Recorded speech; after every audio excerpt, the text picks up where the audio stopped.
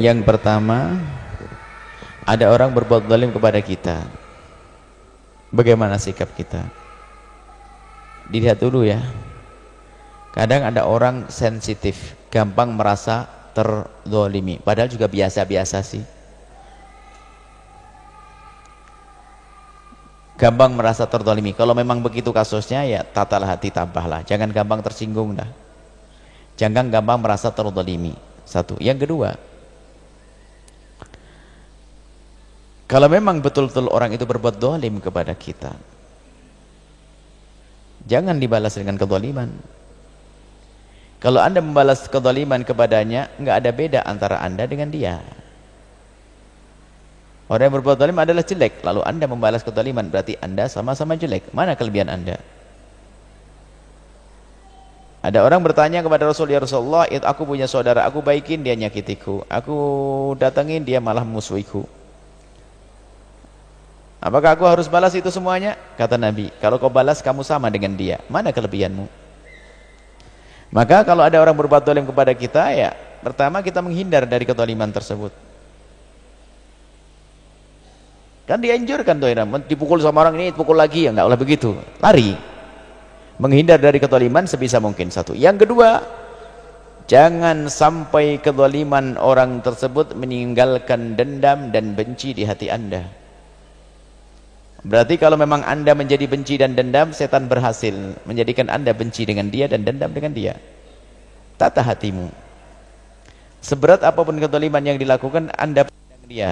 Anda pandang dia kalau dia adalah umat Nabi Muhammad. Jadi begini. Setan itu, ini nasihat. Setan itu pengennya kita itu masuk neraka semuanya. Hati-hati. Setan itu sudah tahu tempatnya di neraka dan dia berjanji akan masuk anak Adam sebanyak-banyaknya ke neraka. Kenapa ini? Sebanyak-banyaknya ke neraka.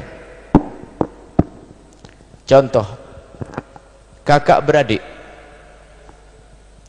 Kakaknya zalim sama adiknya dalam urusan waris. Coba cermati ini. Kakaknya zalim sama adiknya, rebut waris. Kakaknya rakus. Naudzubillah. Kakaknya di mana tempatnya? Neraka. Adiknya kalau sabar, memaafkan, memandang saudaranya dengan kasih, mendoakan, mohonkan ampun, tempat adik adalah surga. Itulah surganya orang sabar dan tabah di saat dizalimi. Tapi ingat, apakah setan senang kalau ada orang masuk surga? Enggak senang. Yang mendolimi jelas neraka, dia berbuat dolim. Urusannya dengan Allah berat sekali untuk berbuat dolim. Ad-dhulmu dhulumat fil akhirat. Kedoliman di dunia menjadikan gelap nanti di akhirat. Tapi yang didolimi dia ahli surga. Setan nggak senang ada orang ahli surga. Setan nggak senang kalau ibu masuk surga. Sudah didolimi kan sepertinya masuk surga aslinya. Cuman setan berbisik. Ngelihat abangnya yang rebut waris tadi, tiba-tiba di depannya pakai mobil, mobilnya bagus. Pas begitu ada telepon dari anaknya dia, "Bah, uang kuliah, bah." Istri yang ngomong, "Bah, bocor rumah, kulkas rusak, duit kurang." Abang enak-enak pakai mobil, mulai marah dia. Mulai marah. Nah, mulai dendam dia. Saya melihat abangnya bangun rumah, sakit lagi.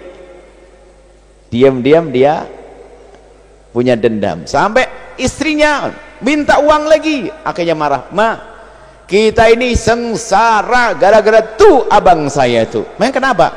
"Jatah warisku dibawa dia." Akhirnya apa? Anak juga telepon, "Nak, sabar nak. Abah kerepotan nggak bisa ngirim uang kuliah tuh karena hartamu diambil oleh pamanmu." Mulai marah dia kan. Dan ternyata setan ketepuk tangan. Adiknya masuk neraka karena dendam. Ibu kalau membalas dengan dendam masuk neraka karena dendam.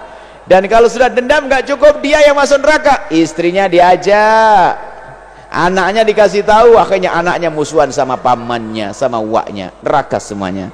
Maka hati-hati. Di saat Allah mengirim orang berbuat zalim kepada Anda, sesungguhnya Allah akan menghantarkan Anda kepada kemuliaan. Kalau Anda faham makna ini, maka enggak perlu membalas kezaliman dengan kezaliman. bersabarlah dan doakan dia. Menghindar ya, tapi jangan sampai tertanam di hati anda kebencian kepada orang yang berbuat zalim kepada anda. Doakan dan doakan.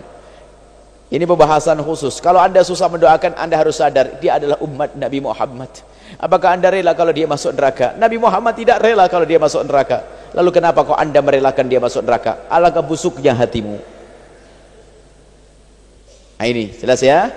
InsyaAllah nggak boleh dendam ya. Kalau anda orang berbuat zalim, hindari dari kezaliman, maafkan dia, jangan sisakan dendam di dalam hati. Selesai, indah setelah itu. Wallahu a'lam bishawab.